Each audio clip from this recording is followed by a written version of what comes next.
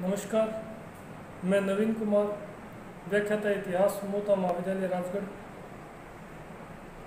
आज के वीडियो में हम बलबन के है वो कार्य और उसकी उपलब्धियों के ऊपर है वो चर्चा करेंगे। पिछले वीडियो में हमने उसके प्रारंभिक जीवन और तत्पश्चात उसकी प्रारंभिक समस्याओं के ऊपर है वो चर्चा की थी। इस वीडियो में हम बलबन के प्रारंभिक जो उसके सामने उपलब्ध जो समस्याएं आई थी, किस प्रकार से बलबन ने अपनी प्रारंभिक समस्याओं का है वो सफलतापूर्वक सामना किया और इसके अंतर्गत इन समस्याओं का सामना करने के लिए उसने कौन कौन से कार्य किए जिन्हें हम मध्यकालीन भारत के इतिहास के अंतर्गत उसकी उपलब्धियों के अंतर्गत है वो पढ़ते हैं।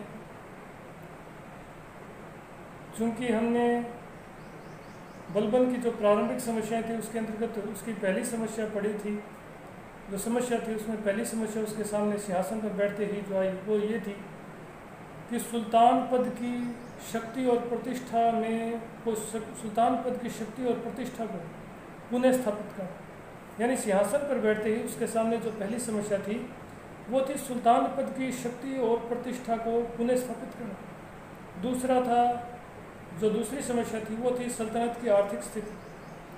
तीसरी जो समस्या थी वो थी चालीसा का बढ़ता हुआ प्रभाव। चौथी समस्या थी वो थी आंतरिक विद्रोह, यानी जो हिंदू राजपूत सरदार थे उनके द्वारा जैसे ही सत्ता परिवर्तन होता था वो अपने अपने क्षेत्रों में स्वतंत्र होने के लिए है वो एक प्रकार से अराजक स्थिति उत्पन्न कर देते थे। पांचवी जो समस्या थी वो पश्चिमोत्तर में है वो मंगोलों के आक्रमण का सफलतापूर्वक सामना करना था, यानी मंगोल आक्रमण से सल्तनत की रक्षा करना उसके सामने पांचवी समस्या थी। छठी जो समस्या थी वो थी कि जो चालीसा के जो प्रभावशाली तुर्की अमीर थे उन्होंने एक प्रकार से अपना नियंत्रण स्थापित करने के चक्कर में इल्तुतमिश द्वारा जो प्रशासनिक व्यवस्था स्थापित की गई थी उस प्रशासनिक व्यवस्था को पूर्ण रूप से अस्त व्यस्त कर दिया था। पांचवी समस्या थी उसके सामने कि चारगान के सदस्यों या चारगान द्वारा छिन्न भिन्न की गई प्रशासनिक व्यवस्था को पुनः स्थापित करके दिल्ली सल्तनत में शांति और व्यवस्था स्थापित करना। ये उसके सामने प्रमुख समस्याएं थी। सबसे पहले जब बलबन है वो सिंहासन पर बैठा, सबसे पहले उसने जो सबसे बड़ी बाधा माना वो था चालीसा। यानी बलबन ने सिंहासन पर बैठते ही अपने सम्मुख जो सबसे बड़ी बाधा माना था वो माना था चालीसा, यानी तुर्कानी चहलगानी। तो हम उसकी उपलब्धियों या कार्यों के अंतर्गत हम उसका पहला जो बिंदु है वो यही बनाएंगे, चालीसा का दमन या चालीसा को नष्ट करना। देखिए, बलबन जो है अपने पूर्व सुल्तान बनने से पूर्व वह खुद तुर्कान चहलगानी या चारगान का सदस्य रह चुका था और उसने भी उसी चारगान या चालीसा की महत्वाकांक्षाओं, जो महत्वाकांक्षी तुर्की अमीर थी वो उनकी महत्वाकांक्षाओं से पूर्ण रूप से परिचित था और वह स्वयं इन चारगान की गतिविधियों में खुद संलग्न रह चुका था। अलाउद्दीन जो मसूद शाह था उसको गद्दी से उतारने और नासिरुद्दीन महमूद शाह को गद्दी पर बैठाने में स्वयं बलबन का है वो बहुत ही महत्वपूर्ण रोल था। वो जानता था कि जब तक तुर्कान चहलगानी या चालीसा के सदस्य एक प्रकार से शक्तिशाली बने रहेंगे तब तक सुल्तान अपनी निरंकुशता का प्रदर्शन नहीं कर सकता।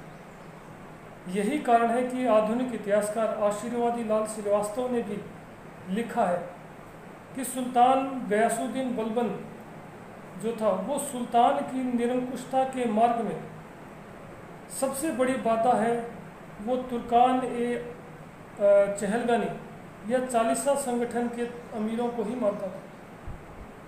यानी बलबन का ये मानना था कि सुल्तान की शक्तियों पर कोई अंकुश नहीं होना चाहिए।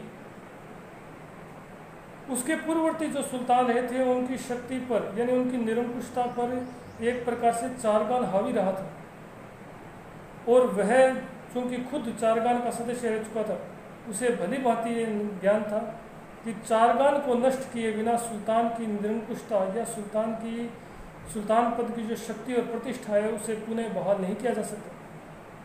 यही कारण है कि वो सुल्तान की निरंकुशता के मार्ग में सबसे बड़ी बाधा चारगान को मानता था। और इसी को मद्देनजर रखते हुए उसने चारगान के जो तुर्की अमीर थे, कुलीन तुर्की अमीर, उनकी शक्ति को पूर्ण रूप से कुचलकर उसने नष्ट कर दिया। और इन चारगान की शक्ति को नष्ट करने के लिए उसने लगभग सभी उपायों को अपनाया। जो समकालीन इतिहासकार हैं उन्होंने भी इसका वर्णन किया है कि उसने चारगान की शक्ति को नष्ट करने के लिए निकृष्ट से निकृष्टतम तरीकों को भी अपनाया। इसका उल्लेख भी उन्होंने किया है कि बलबन ने चारगान की शक्ति को नष्ट करने के लिए एक जो उसका चचेरा भाई था शेर खान, उसको भी है वो एक प्रकार से निकृष्ट तरीके से मरवा डाला था। शेर खान जो कि उसका चचेरा भाई था, 1270 ईस्वी तक वो पश्चिमोत्तर में मंगोलों के विरुद्ध सफल अभियान करके एक प्रकार से मंगोलों के मध्य उसके नाम का आतंक फैल चुका था। और उसके मंगोलों के विरुद्ध सफल अभियानों के कारण दिल्ली में और दरबार में भी उसकी प्रतिष्ठा और शक्ति में बहुत अधिक वृद्धि हो रही थी। इसी कारण बलबन उससे है वो ईर्ष्या करने लगा और उसकी बढ़ती हुई शक्ति से भयभीत होकर अपने चचेरे भाई को ही उसने जहर देकर मरवा डाला, क्योंकि वो भी चारगान का ही एक प्रभावशाली सदस्य था।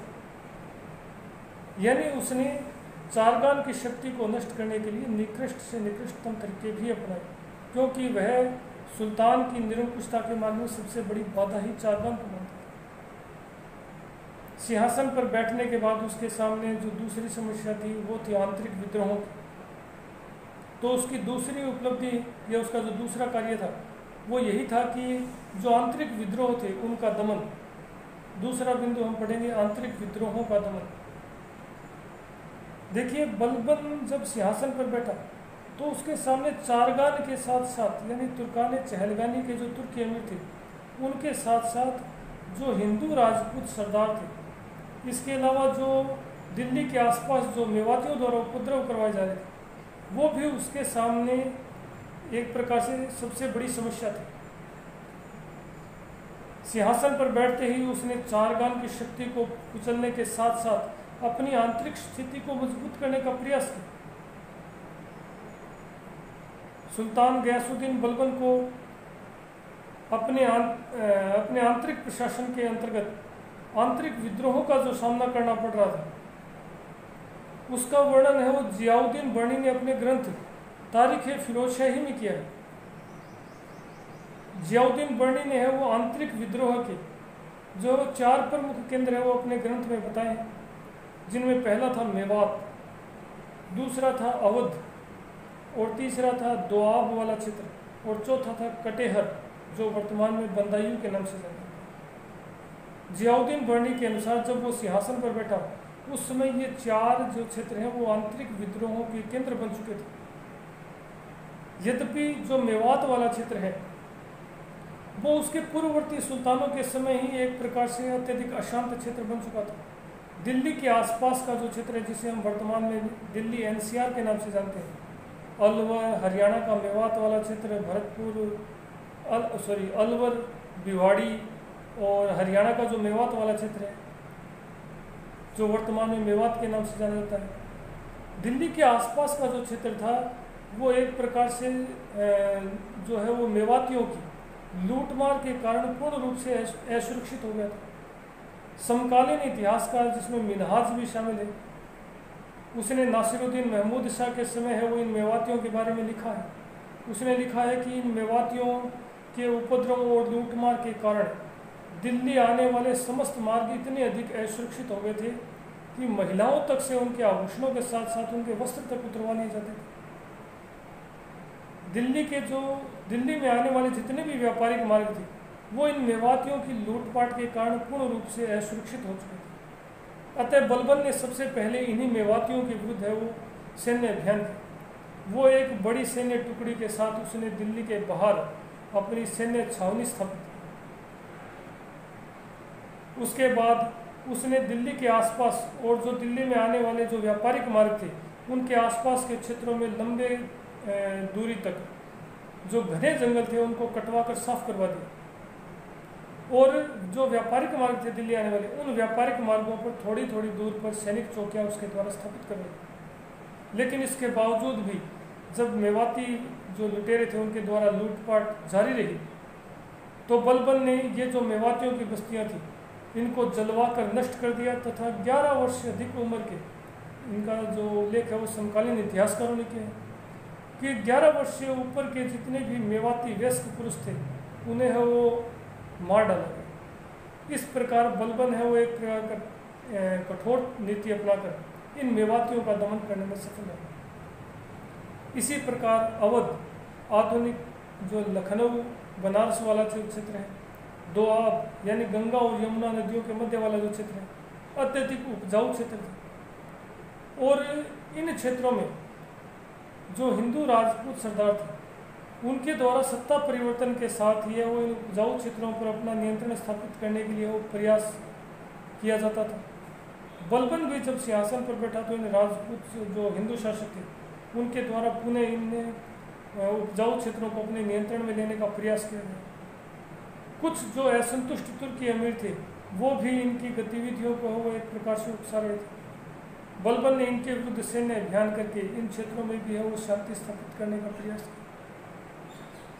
बलबन का जो तीसरा प्रमुख कार्य था यानी तुर्की अमीरों का दमन, चालीसा का दमन करने के बाद उसने आंतरिक विद्रोह का दमन किया। तत्पश्चात उसने केंद्रीय प्रशासन को सुदृढ़ बनाने का प्रयास किया।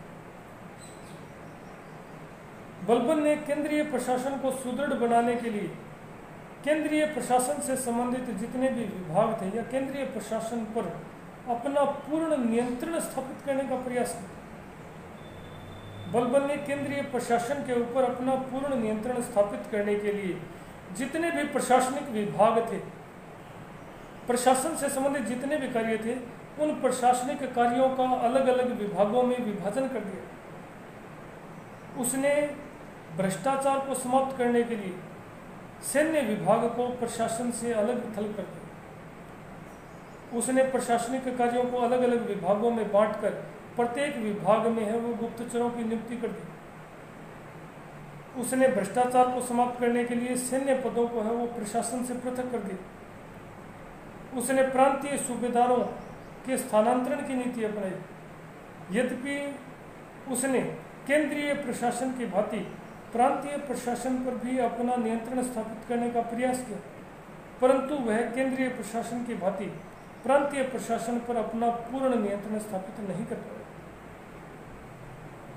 बलबन की जो चौथी उपलब्धि मानी जाती है, यानी बलबन की हम 3 उपलब्धियों के ऊपर चर्चा कर चुके हैं।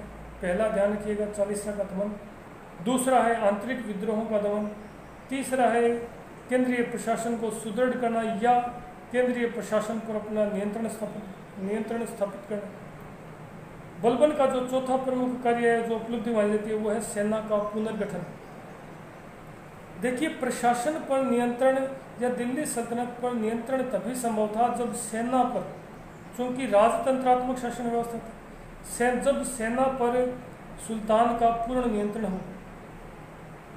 सुल्तान बलबन ने सेना पर अपना नियंत्रण स्थापित करने के लिए, पूर्ण नियंत्रण स्थापित करने के लिए सेना का भी पुनर्गठन किया। उसके पूर्ववर्ती जो सुल्तान थे, बलबन के पूर्ववर्ती सुल्तानों के द्वारा सैनिकों को नगद वेतन के स्थान पर भू राजस्व अनुदान, जिन्हें इक्ता या जागीर कहा जाता था, वो दिए जाने की प्रथा प्रारंभ की गई थी। परंतु बलबन ने सिंहासन पर बैठते ही जो सैन्य संगठन वो पुनर्गठित करने का प्रयास किया। इसका सबसे बड़ा कारण था कि ये जो सैनिक जिन्हें इक्ता यानी भू राजस्व अनुदान प्रदान किए जाते थे, वो सैनिक कार्यों की अपेक्षा अपनी जागीरों में ही व्यस्त रहने लग गए थे। परिणाम स्वरूप जो एक प्रकार से जो सैन्य शक्ति है वो दुर्बल सिद्ध हो रही थी। अतः बलबन ने सबसे पहले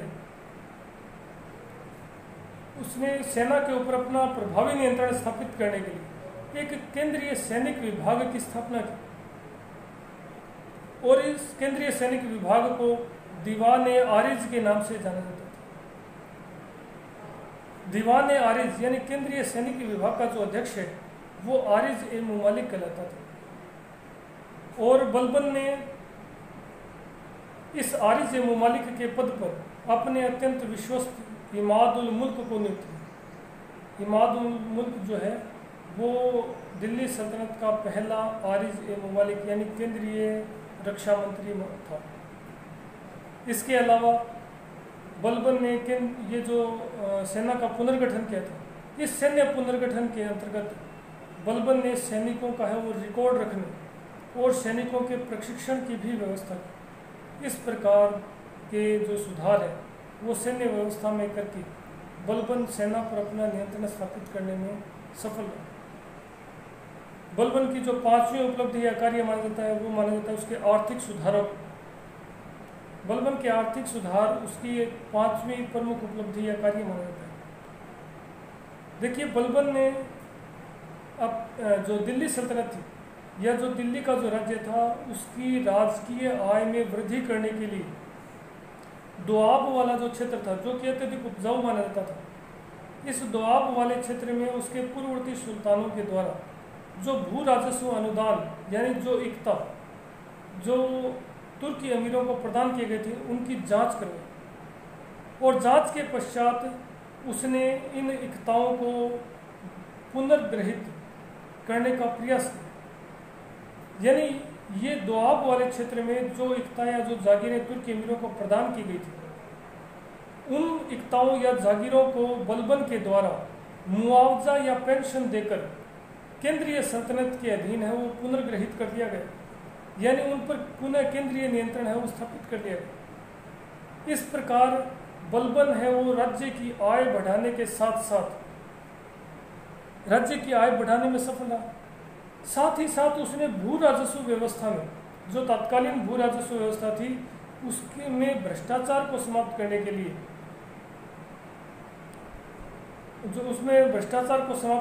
लिए उसने भू राजस्व जो प्रशासन था उसके अंतर्गत सैन्य प्रशासन से अलग एक नया पद सृजित किया, ख्वाजा नामक एक अधिकारी का पद सृजित किया। और ख्वाजा नामक अधिकारी का जो प्रमुख कार्य था वो था इक्ता या जागीर में जो सभी प्रकार के जो कर हैं उन करों का संग्रहण कर उसका रिकॉर्ड रखना। यह एक प्रकार से सैन्य नियंत्रण से वो मुक्त था। बलबन ने ये जो व्यवस्था की थी एक प्रकार से भू राजस्व व्यवस्था में जो भ्रष्टाचार था उसको समाप्त करने के लिए उसके द्वारा इस प्रकार की व्यवस्था की गई थी। बलबन की जो 6ठी उपलब्धि या कार्य माना जाता है वो है केंद्रीय गुप्तचर व्यवस्था का संगठन। देखिए, बलबन ने जितने भी प्रशासनिक सुधार किए थे उन प्रशासनिक सुधारों की सफलता के पीछे सबसे बड़ा कारण बलबन की गुप्तचर व्यवस्था को ही माना जाता है। बलबन ने प्रशासन के ऊपर अपना पूर्ण नियंत्रण स्थापित करने के लिए प्रत्येक विभाग में यहाँ तक कि बड़े बड़े प्रत्येक अधिकारी के पीछे वो गुप्तचर नियुक्त कर दिए थे। इसी के तहत यानी गुप्तचर व्यवस्था का जो पुनर्गठन किया गया था इसके अंतर्गत बलबन ने सबसे पहले एक केंद्रीय गुप्तचर विभाग की स्थापना की जिसे दीवान-ए-बरीद के नाम से जाना जाता था। दीवान-ए-बरीद केंद्रीय गुप्तचर विभाग होता था। केंद्रीय गुप्तचर विभाग यानी दीवान-ए-बरीद का जो प्रमुख अधिकारी है वो बरीद-ए-ममालिक कहलाता था। बलबन जितने भी जो प्रशासनिक विभाग थे प्रत्येक प्रशासनिक विभाग में यहाँ तक कि दरबार में जो महत्वपूर्ण पदों पर जो तुर्की अमीर थे उन तुर्की अमीरों के घरों में उनके जो व्यक्तिगत अनुचर थे उनके रूप में भी बलबन के द्वारा है वो गुप्तचर है वो नियुक्त कर दिए गए थे। इन गुप्तचरों का है वो बलबन के शासनकाल में इतना अधिक भय आतंक था कि कोई भी सुल्तान बलबन के विरुद्ध शब्द बोलने से पहले है वो एक प्रकार से गहन चिंतन मनन करते थे। और इस गुप्तचर व्यवस्था को ही बलबन की प्रशासनिक सफलता का या जो प्रशासनिक जो नियंत्रण है प्रशासन के ऊपर जो उसका जो नियंत्रण था उसका एक सबसे बड़ा कारण माना जाता है।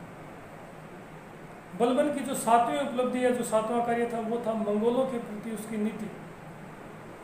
देखिए, जो बलबन था उसने पश्चिमोत्तर में मंगोल आक्रमण का सफलतापूर्वक सामना करने के लिए उसने अनेक उपाय किए। उसने पश्चिमोत्तर में जो तुर्की सल्तनत दिल्ली की जो तुर्की सल्तनत थी उसकी सुरक्षा के लिए उसने पश्चिमी सीमांत पर अनेक दुर्गों का निर्माण करवाया, नए दुर्गों का निर्माण करवाया। साथ ही साथ इन क्षेत्रों में, सीमावर्ती क्षेत्रों में उसके द्वारा अनेक सैनिक चौकियां भी स्थापित की गई। इन सैनिक चौकियों में और इन दुर्गों में बलबन के द्वारा अपने प्रति अत्यंत विश्वस्त जो तुर्की अमीर थे उनको नियुक्त किया गया। बलबन ने प्रारंभ में अपने चचेरे भाई शेर खान को है वो इस पश्चिमी सीमांत का जो है वो दायित्व सौंपा था। शेर खान है वो मंगोलों के विरुद्ध है वो अत्यंत सफल भी रहा था और मंगोलों के विरुद्ध उसके सफल अभियानों के परिणाम स्वरूप दिल्ली और दरबार में वह उसकी प्रतिष्ठा में अत्यधिक वृद्धि हुई। उसकी शक्ति में वो वृद्धि होते देख शेर खान जो बलबन है वो शेर खान के प्रति आशंकित हो गए, यद्यपि वो उसका चचेरा भाई था। इसके बावजूद उसने अत्यधिक आशंकित होकर अपने भाई चचेरे भाई शेर खान को ही जहर देकर मरवा दिया था।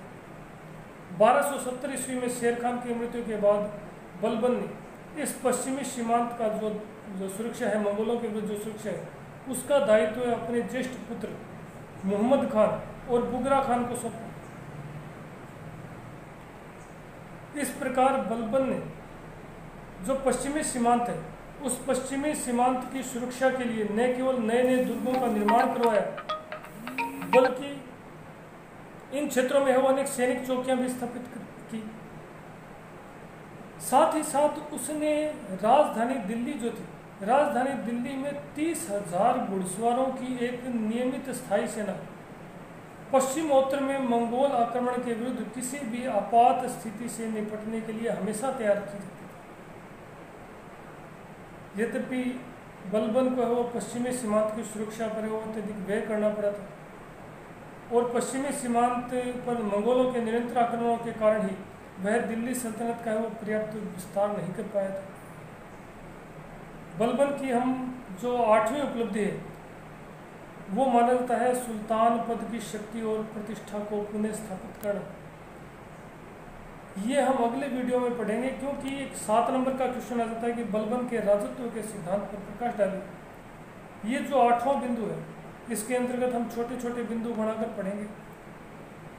तो ये जो 8वां बिंदु है ये एक अलग से क्वेश्चन के रूप में भी पूछ लिया जाता है, बलबन के राजत्व का सिद्धांत। बलबन का राजत्व का सिद्धांत हम उसके सुल्तान पद की शक्ति और प्रतिष्ठा में वृद्धि करने के लिए उसके द्वारा जो कार्य किए गए थे उसी के अंतर्गत हम बलबन के राजत्व के सिद्धांत को पढ़ते हैं। बलबन की 8वीं उपलब्धि है वो यही है कि किस प्रकार से उसने सुल्तान पद की शक्ति और प्रतिष्ठा में वृद्धि की। इसी के अंतर्गत हम बलबन के राजत्व के सिद्धांत को पढ़ेंगे। इसी के अंतर्गत हम बलबन की लौह और रक्त की नीति को भी चर्चा करेंगे। धन्यवाद।